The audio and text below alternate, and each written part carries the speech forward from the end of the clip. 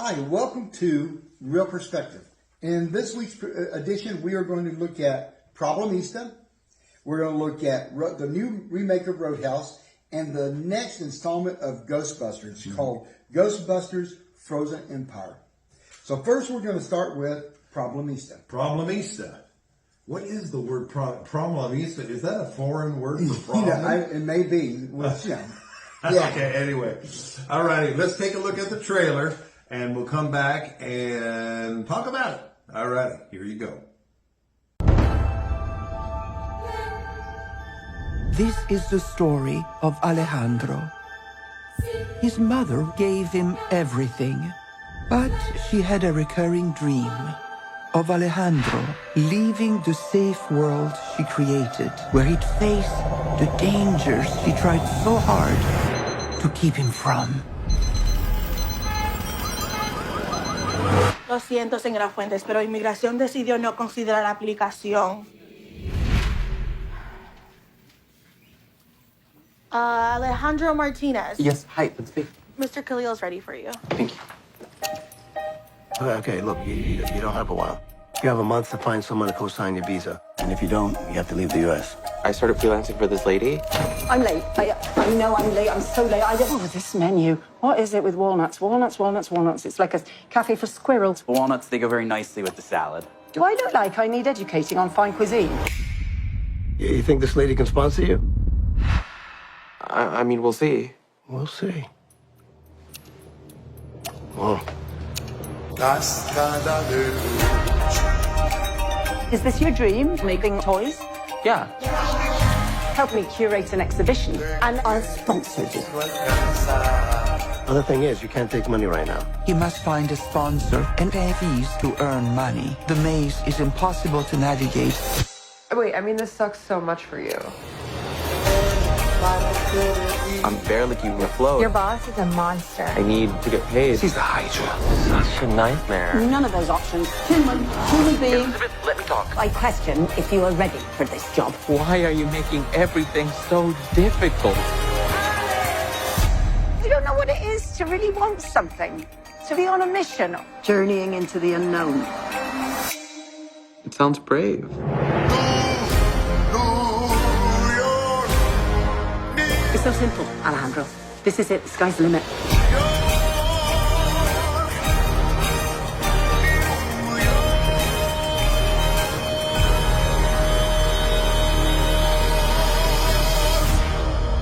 Oh, El Salvador. Pupusas. Yes, And those nuns they killed in the 80s. right. So, All righty. Okay. Okay, so Problemista, let me tell you one thing. It describes what I felt about this movie. I didn't particularly care for it, but so the story is, it's about Alejandro. He's played by Julio Torres, who's the only thing that I've seen from him before is Saturday Night Live.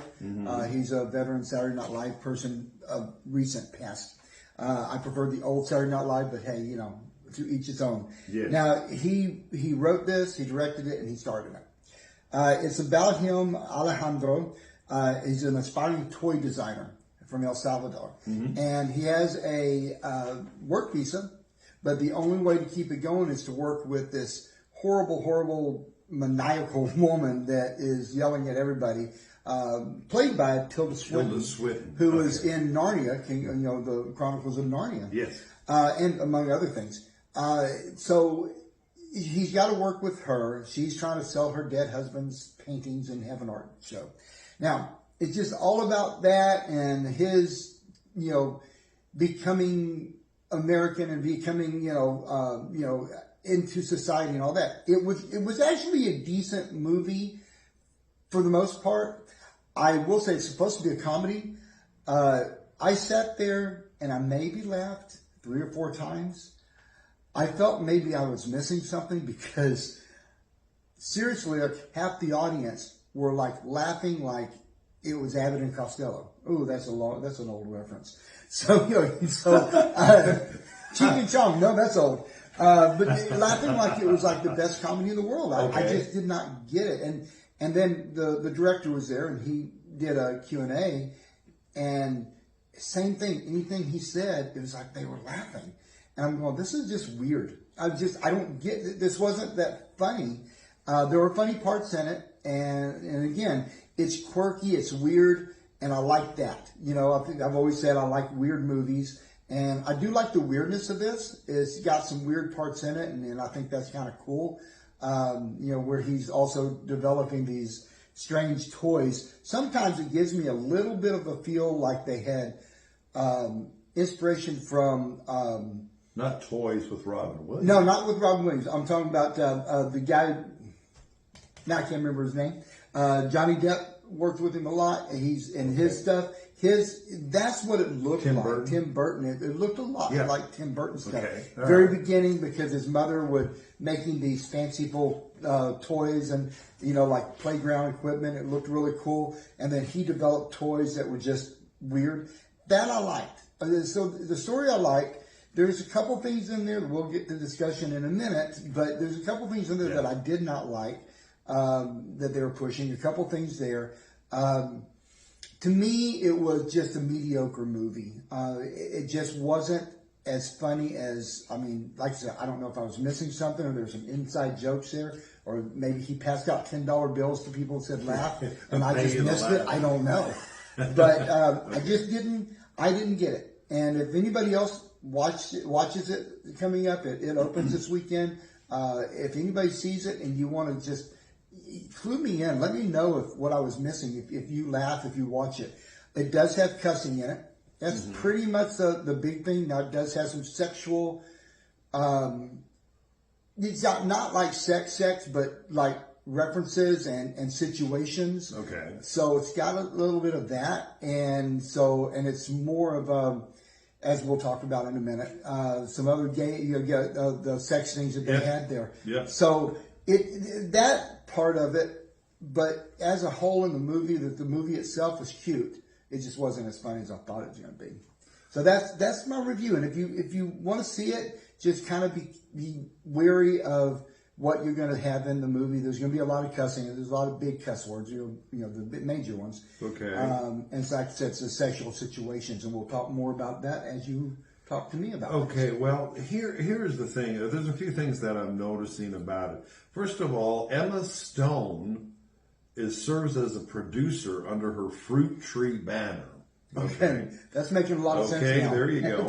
There you go. Movie. And we know what Emma just came out of. Where did she come out of the... She did the movie we just talked about. Things or something? The Poor Things. Poor Things. Yeah. Poor Things. She did and that. you know, she actually got an Oscar for this. Yeah. For that, which is amazing. But anyway, we'll say. But here's the thing, and I think a couple of things I'm noticing. I'm noticing the reception piece. I always look online about this. Is that they said, well, 87% of 86 critics' reviews are positive. Yeah. Okay, with an average rating of 7.4 out of 10. They first start off with this, then they nail you with 3 or 4 bad references to this flick. Yeah. It says A24 seems to have put too much faith in its director here. Who is I agree. the director? He's the actor too, Julio Torres. Yes. While there's hardly any rhyme or reason to the cast. And then they said the film, like its protagonist, feels stuck in a nascent state, leaning into Elizabeth's shrill voice because it's not certain of its own. Yeah. So, in other words, it's kind of like, wow. Okay. It really is. It's kind of, and that's kind of the way you feel about it. It's got a cute story, and then, like I said, it's quirky, and some people can't handle quirky. Yeah. But it does. I have fun with quirky. I do too. Quirky, one of the most quirky movies that I saw before, Better Off Dead with John Cusack. Yeah. I don't know if you've I seen love that it. one. Anything John Cusack, pretty much. Cult movie. Yeah. Anyway, and it was so weird. The kid, $2, and would follow him all over the place to get his $2. Yeah. And I mean, with the Curtis Armstrong there, who was Booger in Revenge of the, he's over there snorting Jello with a straw. I mean, There was so much. You want to talk about quirkiness? That's quirkiness. That's quirky, and it was funny. It was fun. That's the whole thing about this is that it's quirky and it's cool with, and some of the quirkiness works and it is funny. But it just, to me, it didn't land a lot of places. And like I said, I don't know if I'm missing it or something. Maybe, I always say like I love Cheech and Chong. I always like their humor. Oh yeah. I've never done drugs. I've never even smoked pot. I don't do that. I just never have. Okay, all right. Never have been interested in that. All right. But I found Cheech and Chong funny. Now I've watched a couple other movies later about drug stuff that's supposed to be comedy, and I'm like, I don't understand. Isabella Rossellini actually put her talent behind she this narrates. thing. So like I said, it's just one of those movies that it doesn't land like it should, and I don't understand because a lot of my fellow critics loved it. And there is an assumption. Okay. We're in a different age because there's a lot of assumption. First of all, the dude is from Saturday Night Live. Yeah. And folks, I don't think Saturday Night Live has been funny since Eddie Murphy's. Since the 80s. Since the 80s. Maybe 90s. Yeah. And well, okay, I will say, and I will actually back that off and say Alec Baldwin was funny in some, not when he was portraying Trump. I'm not worried. But when there were some things that he did that I almost gagged on laughing. Yeah. When he did that talk about, what was it, Tylenol BM? Yeah. Okay. And I would just let it sit there. Okay, this is a... But yeah, it was funny. They had some funny stuff. But the thing here is the assumption is, number one, that Saturday Night Live, it must be funny. Yeah. So anything that these guys are doing must be funny. Well, no. No, okay. Not necessarily. Not anymore. Secondly, we are in an age of wokeness. And the thing is that I think this movie, from what you described, and I could be wrong, but has been enveloped with wokeness. So it's a little bit woke. I think the director and actor is gay. So, in real life. Yeah. Okay, so obviously he's going to write what he knows and he writes that. So he is gay in the movie. And there's a couple of things in there. There's some weird stuff happening in that is just off the mark, and those tend to be a little bit of the funny parts. But really, and then of course there's a hint, just a hint of like he's not illegal at all because he has a visa and he's working an immigrant visa. flavor? Yes, but it's got that little bit of the immigrant type of thing just kind of squeaked in there. It doesn't touch on it much. There was a couple of things they said that just kind of let it be that shouldn't happen all the time. So those are the two only woke things, and really, it's a part of it, and so it's interwoven in there. Yeah. But it doesn't. At that time, it doesn't preach to you, but it's still there.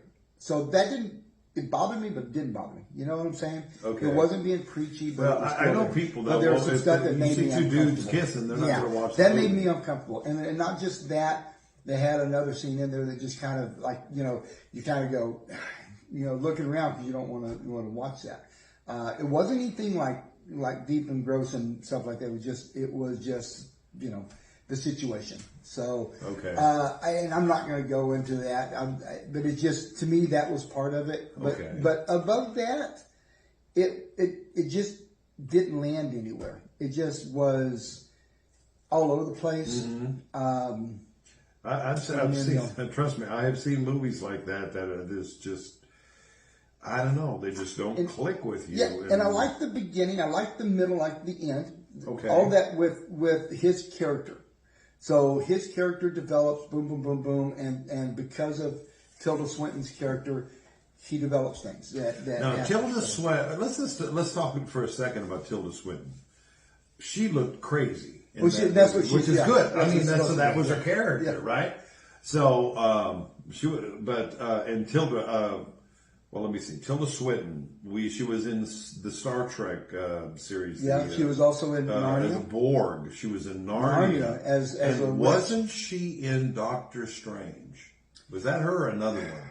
Who was that? Let me take a look. I'm trying to remember if she was in that. I don't think she was in it. She Maybe might have been. not. Maybe. But Tilda's been in a lot of things. She has been in a lot of things. Actress. And she's like one of those actresses and actors that sometimes you don't even recognize her right away. Sure. You know, because she changes her looks She a does lot. change her looks a lot. So, I mean, but like I said, my big thing of her that I saw that I thought that she did a great job in was Narnia.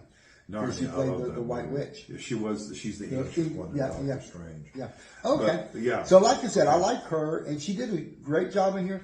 I have no problem with Julio Torres and his character. I thought it was sometimes the way he walked, it kind of reminded me a little bit of quirkiness of like Pee Wee Herman, where he developed this walk that is his walk that is kind of to his character. And I thought that was cool. Okay. So there was some quirkiness in there that I liked, but like I said, I just felt like as a comedy, either I'm missing something or it just didn't land.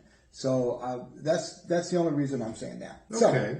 So, So let's do our rundown. Well, we already talked a little bit about the wool, but we talked about the gayness. Right. Now, that was in there. Yeah. Was it preached throughout? no, it So didn't you really. got It wasn't. accepting- No, it wasn't really preachy at all. You know, it was just making them a situations. victim and Yeah. everybody Yeah. hates them, that type of thing. No, nothing of Okay. that. All You right. just saw him. He was a character, and that was his life. Again, because he's the director and the writer, and he was gay. I kind of figured. Well, there you go. I kind of figured that would be there. That's what he does. Some of his Saturday Night Live skits were all that too. So I get that. I get that. Okay, and cussing. You said there Yes, were some very, very, very a lot of cussing. A lot of cussing. sexual scenes. It was. nudity? It was not nudity. It was. I think there may have been a brief nudity in there. It was like that's it. But it was just like very minor. But it was more of the sexual situations. Okay, of the that. situation. I won't go into that just because it's but it's Yeah. just it's Okay. it's kind of a funny part of but a sad part of the movie. Kind of disgusting and sad and funny. All in the world in one. Okay. But other than that, I mean, they didn't really have any nudity, but a lot of cussing. And then you have the So this is not a movie for kids. absolutely not. It is rated R. Okay. Very rated It is R. Okay, very R. Okay, all righty. You know, I remember so many Saturday Night Live actor movies. Yeah. Besides the original crew, which were just fantastic. But then Eddie Murphy, Joe Piscopo, Yeah. Johnny Yeah. Dangerously. Yeah. Oh my goodness. A lot of them have made it big in the movie. Yeah, and they're funny. You know, and that's the thing is you have a couple of them outliers that, and nowadays I haven't seen many of them that have made the movies that are that funny. Yeah. Some of them, I mean, I actually there's some of them that have done movies that Kristen Wiig, who I think is hilarious. Yeah, Kristen but Wiig. I don't think she was funny in Saturday Night Live. And the same thing with I can't remember her name, but there's another lady that she actually did the girl part of the Ghostbusters that I didn't like. And but I liked her as far as her movies, but in Saturday Night Live I didn't like her. I thought she wasn't that funny. But I just think that their stuff is not that funny. But anyway, It's hit and miss. So, yeah, it is hit and miss nowadays. It is very hit and miss. All righty. More miss than hit. Okay. Miss than hit. So- Let's go to the reels. All right. So because of quirkiness, I give this 6 out of 10. 6 out of 10. If it weren't for the quirkiness, I'd have to go a lot lower. But I like the story. I like the quirkiness, and the little bits there. Okay. As far if it was a comedy, a real comedy, and I could laugh, I may raise that up later. But at this moment, I mean, 6 is about it, and that's being generous. Yeah. So, One thing just in real passing here is that you mentioned how the people there were laughing, and you're just like, I was seriously going, something's wrong with me, man. Something's wrong with me.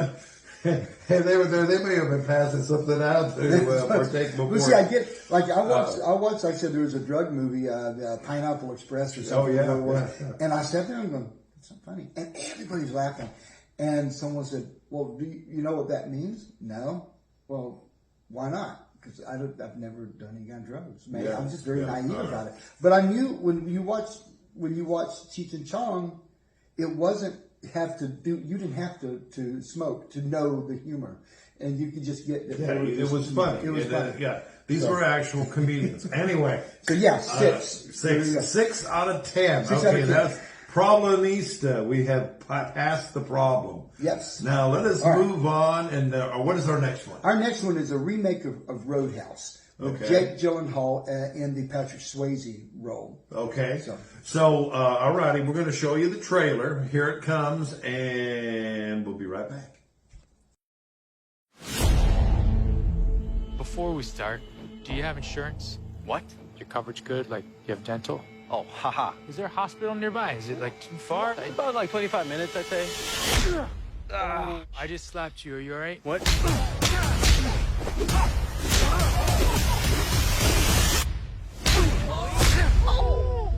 So you like to fight? You ever win? No one ever wins a fight.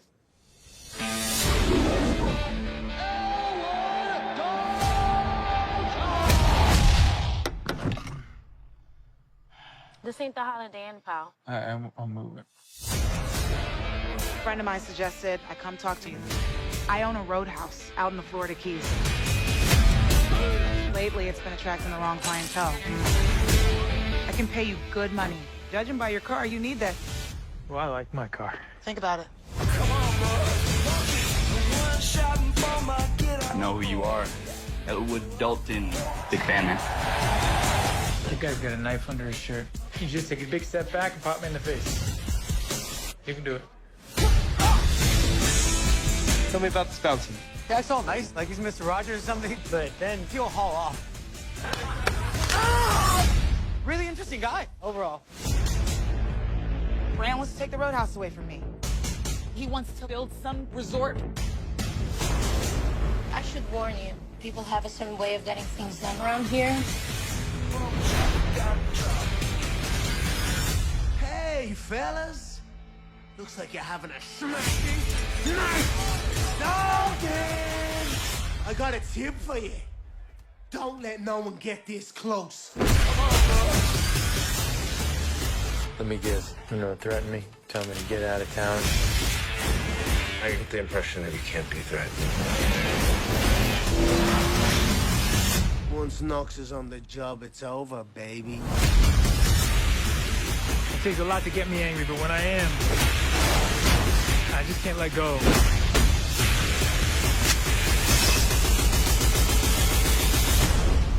People seem a little aggressive around here.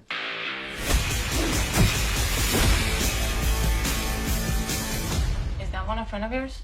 No, I just broke his arm.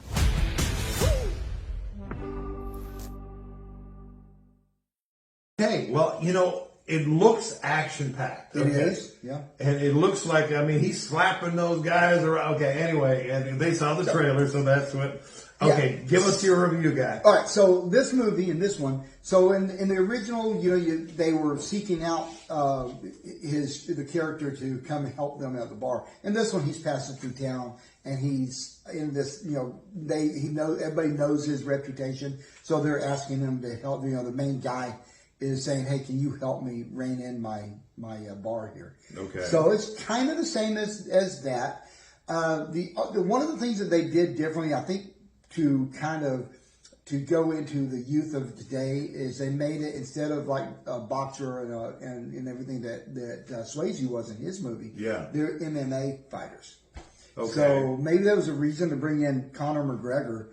I think they should have left him out, but that's just me. But they did MMA fighters. Now, if you like the fighting, great. You're going to love this movie. It was great, right? But it wasn't. That was the whole thing. There wasn't a lot of substance in this one. Not like the first one. Okay.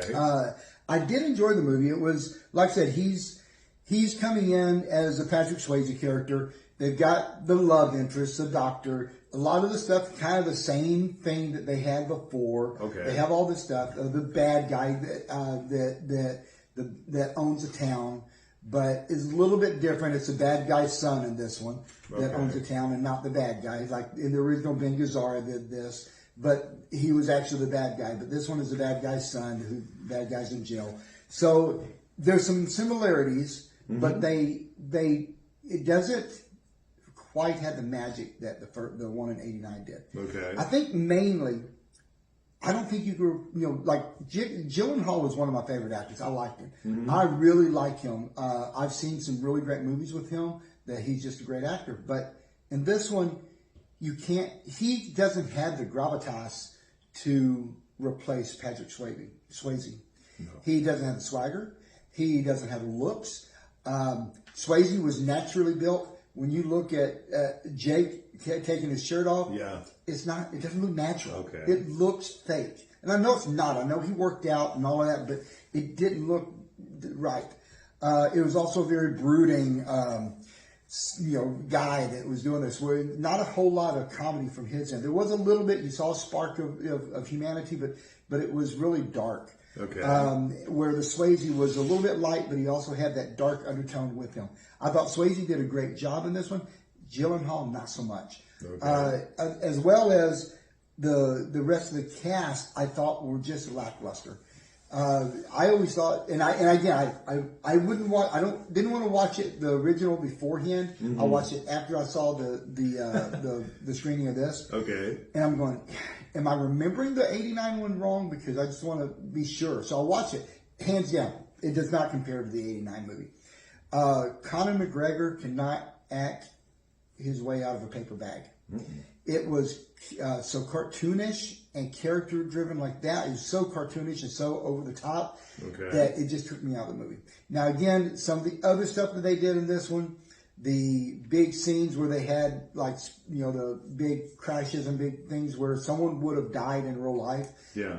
Someone gets in this situation, gets going from a boat, gets thrown off into the area on the land, and hits a building and then walks off with nothing wrong with him.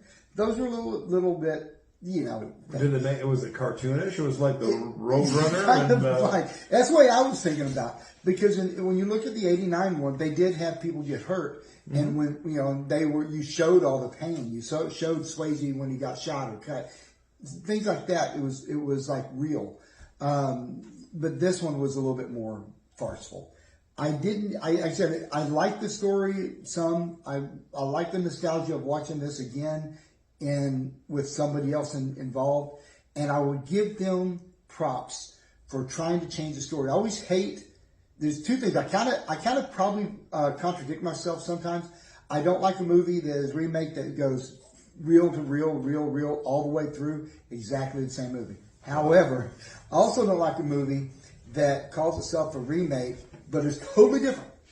I mean, the only thing the same is the characters. Yeah. This did a the middle ground of this. So they changed a few things. I don't necessarily like the changes as much, but I tried to roll with them. And like I said, I'll give them props for changing with the MMA and trying to bring it to nowadays. Yeah. I just thought that part of it, maybe if they had someone besides Conor McGregor, or maybe he might be a decent actor. If they didn't give him that script, maybe it was that. Yeah, first movie, absolutely. Mm-hmm. And same thing with Post Malone. He does a little bit better job. He's not in it as much as Conor is. But I still think they've got, even besides them, there's some other actors in there that were just kind of lackluster. They were background people. They weren't supposed to be like major characters, but they couldn't act very well. So I thought that was part of it. And even Jake's character, I like him. I think he's a great actor. But there are parts in there that I felt like he was maybe trying too much and trying to be a Swayze-ish type of person.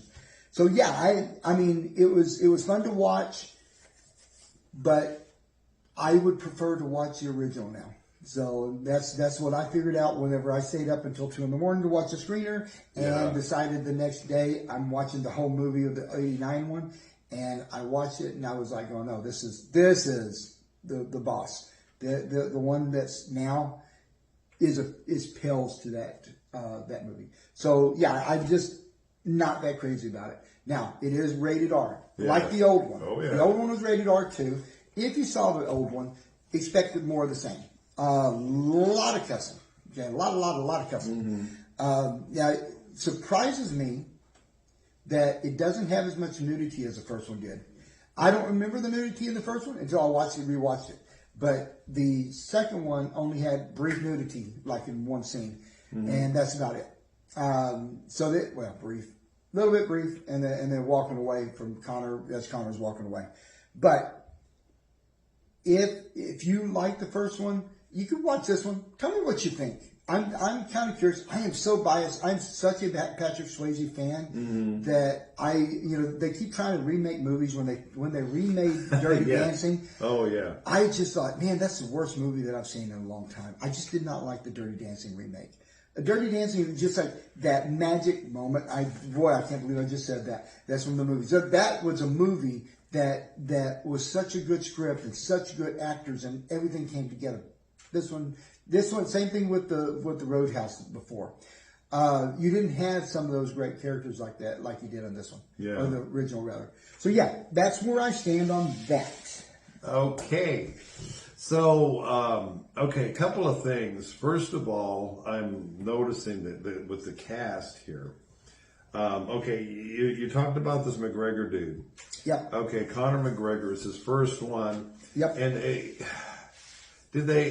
I'm not sure what if they were trying to pull in like a World Federation Wrestling type of flavor to this. This guy is a martial arts dude. I don't know. But anyway, what's the MMA part? That's what they were trying to pull, because MMA is all the rage now. Like when I was growing up, I watched Ali and all them doing boxing. So I was for a while I was like a big boxing fan. It just felt so cool when you had those legends. Nowadays, it's all about MMA. My son's that way. He loves MMA. The MMA flow, and that was probably they were trying to grab the younger audience with this. Now Conor has a list of things he has done illegal as long as my arm is long. I'm looking down his thing here. It's just amazing. They talk about all of this, and then they talk about all of his controversies, driving offenses, incident at Bella. Okay. Anyway, I'm over Russell. Okay, so on this Roadhouse, how many reels are you giving this one? Well, look, because it kind of disappointed me from comparing to the original. I also don't think that Jake Gyllenhaal really sold that, and then the bad acting. Yeah. So I'm gonna say 5.5 out of 10. 5.5. Yeah. Oh my goodness, that was. You can a little bit lower. Problem Easter was better than that one. Okay. And Problem Easter was better just because it's quirky. I had to rate them a little different because that's the quirkiness. So I think it's because it just did not land where it should have, and I think the acting was bad. Yeah. I think that's part of my okay. So 5.5. 5.5. All righty. Well, let's go on to our last one, which is the big block, in my estimation, of blockbuster. Yes, absolutely. Ghostbusters.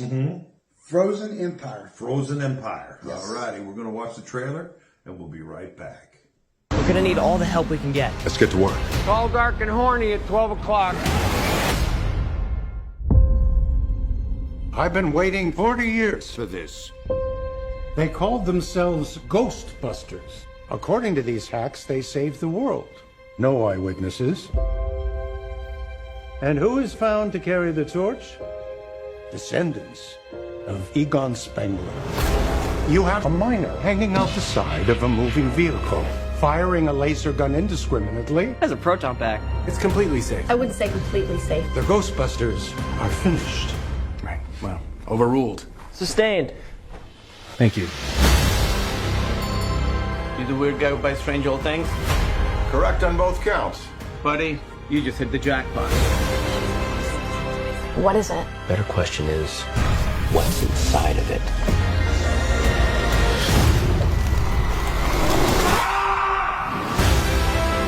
The parables tell of an unimaginable evil commanding an army of ghosts. With the power to kill by fear itself. Like, literally scared to death? We might be looking at a second ice age. We're gonna need all the help we can get. Let's get to work. Can I be of any help? Melnitz in uniform. Yes. If there's something strange, if there's something weird, who are people gonna call? Ghostbusters, what do you want? We're the Ghostbusters.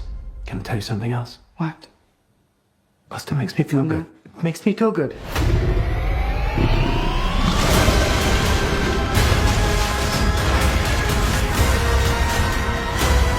Heads up. Tall, dark, and horny at 12 o'clock.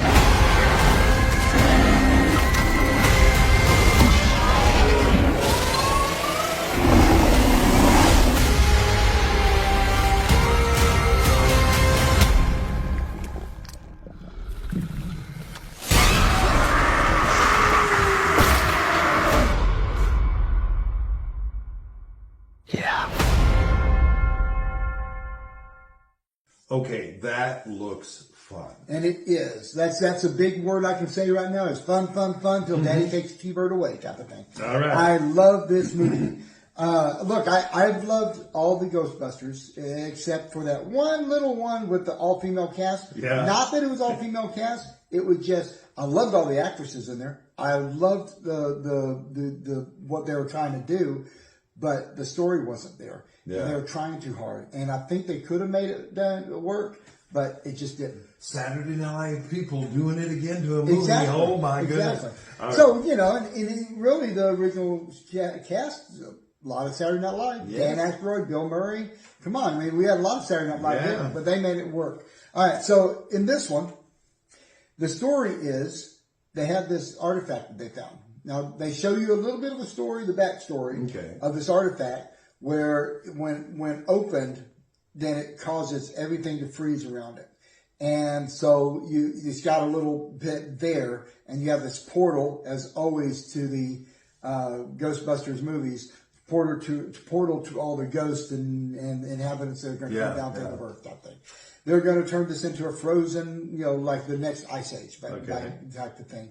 So that's kind of where the story takes place. Mm-hmm. Now, what I liked about this is Afterlife did, the Ghostbusters Afterlife did all the introductions to the Spangler family. So you saw all the Spanglers. Yeah, so Phoebe and everybody. We had the mom. We see all these things, and then they took over. Finn Wolfhard has Trevor. Was it Trevor? I keep on calling him Finn. It's just such that was an introduction, and it was cool to see it from Afterlife. And I love Afterlife for a couple of reasons. It was a great. They really homage. Homage to and it was like a great homage, and the way they brought him back in the spirit form, that was wild. It was just wonderfully done. Besides that, as well, just Harold Ramis. It was also just wonderful how they just brought the old people, the original Ghostbusters, and they handed off the baton to the new. Yeah. I love that. So you know that they're going to be a part of it, but the new is coming in. Yeah. So they take this up from the very beginning, with action at the very beginning of this movie, the new movie, and you see the action happening, and then you see the family, the younger Ghostbusters doing their thing. They're over there and they're busting ghosts that they fly around. And as the story progresses, you see that this artifact becomes a major part of the story. Okay. And that's where it takes off. So then they bring in, because you have to have the older people to come in, and they all work together to see what they can do. Okay. I love this movie on all levels. It's got a great storyline. You've got the original cast. You've got the newer people. I think, and I will say this, because of Stranger Things, I thought Finn was going to be Stranger Things. Yeah. But Phoebe, she stole the show. Yes. This girl, and that's McKenna Grace, she does a great job. Okay. She's so many levels. She's the smart one of the family. She really has this heart and soul for this. They have a sideline story where she befriends a ghost. And because she's kind of kicked out of the deal because of the mayor. She's so young. So because she's too young to do this, and so this is because of the mayor, which, by the way, is a throwback, because the original mayor from the Ghostbusters 1, 2, and 3 from years ago comes back. Yeah. Yeah, and so he's threatening to shut down the Ghostbusters as always. So she befriends this ghost, and that becomes a sideline story. Okay. Now, she does an awesome job. She really steals the show. I thought that she was wonderful. Now, other than that, you have the originals coming back, as well as, so you have Bill Murray, you have Dan Aykroyd, you have Eddie Hudson, and you have Annie Potts. So it's cool, because Annie Potts was their secretary for a while, the one that answered the phones, all that stuff. And she comes in and she puts on the uniform. She puts on the all the stuff and gets a backpack and all that. So it's really cool to see her out there just, trying to get all the ghosts out there as well. They also have some throwbacks to some of the characters that come in. Slimer's in. You see it you see that in the trailer. Then they have the Stay Puft Marshmallow guy that was big, and they're all miniature ones. Little guys. So that was really cool. So there's a lot to love about this movie that's nostalgic. But one of my favorite things besides Phoebe in this is the special effects. Okay. This, when the ice starts happening and everything, this is cool. The way they do this is just really awesome. I love Hollywood magic. I love this stuff. I've always been fascinated with special effects. I am still fascinated with it now, though. I like old special effects better. Yeah. I do think that all the stuff that's happening now is computer done. Yeah. It looks cool and sometimes more overdone, but I think they did a great job in this one. It looked cool. Special effects are awesome. The script is great. Everything is just fires on all cylinders. Okay. I felt like a kid again. I felt like this kid. I wasn't a kid, but I was a teenager. Watching the one in '89, yeah, I would have been an adult. I would have been in my 20s. I can't do math tonight. But anyway, maybe I want to be younger. He was younger than he was. So I just felt like I did when I watched the first Ghostbusters. Yeah. And that's awesome. That makes me feel good. So I really love this. I love Paul Rudd. I think he's my spirit. Paul Rudd, I tell you. He's got my sense of humor. I love it. He crossed over, buddy, from Ant-Man to this, and he did it well. He did it well. Man, I'm trying to think. He's started other stuff. Oh, man, he's huge. He's huge. Man, I've been watching him for years. Yeah. Back in old days when he was like in a lot of independent films. And I've loved him ever since then. He was on Friends. He played Phoebe's boyfriend. It was just, he's done so many things that I've always liked him. He's just such a funny man. But he's like, even in this one, he brings his humor with it when they're shut out and their Ghostbusters may be closing. I was remembering, he says busting makes me feel good. Yeah. They're making that in the trailer. It was he starts it out and he's going, but they can't close us down. What happens if you have something weird happen in your neighborhood? And he just starts talking about that. And she just looks at him. Yeah, it's just really a cool movie. Ghostbusters never takes themselves seriously. It's fun. But let me just warn you. First of all, there's cussing in it. Okay. Mild cussing. Not like the big one like we were talking about in Roadhouse. Yeah. But look, this is a little scary. One of the main characters is this big, like a demigod god type of thing, has a big horn and all this stuff that they have to fight. Okay, I remember that. Okay. So they have to fight him. He's a little scary looking. The red eyes sometimes, all of that. So you, as parents, you know how comfortable you are about what your kids can watch. I'm just saying that this is PG-13. It may give younger kids nightmares. Who knows?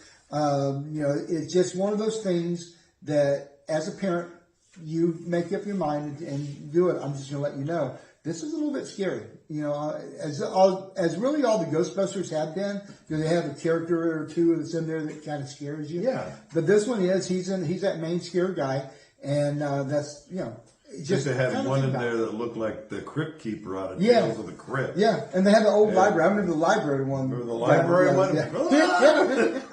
So it's a lot of fun. Yeah. Bill Murray is there with his sense of humor. Those little quirky things that he says. Those little and clips. A little risque. Probably a little risque on a couple of them. The kids. So and some of them go a little over the head. It's like the old cartoons. So it's a fun movie.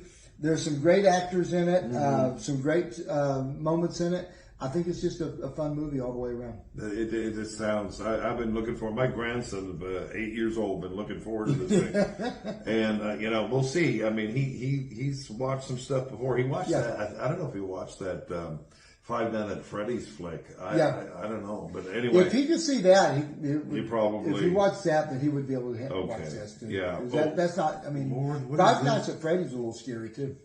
Okay. I was looking at the Mackenzie or McKenna Grace. Okay, McKenna.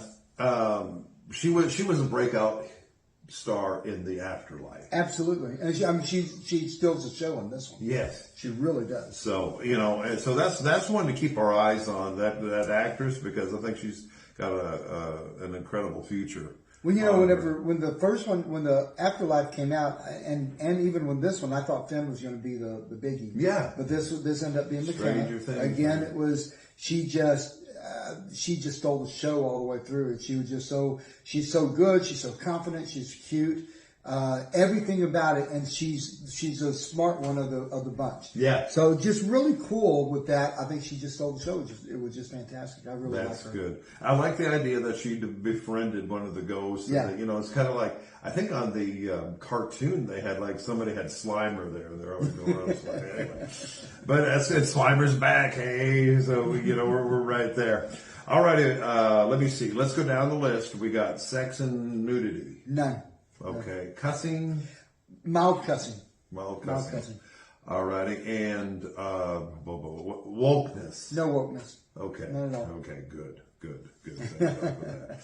Alrighty. And let me see. Okay, well, good.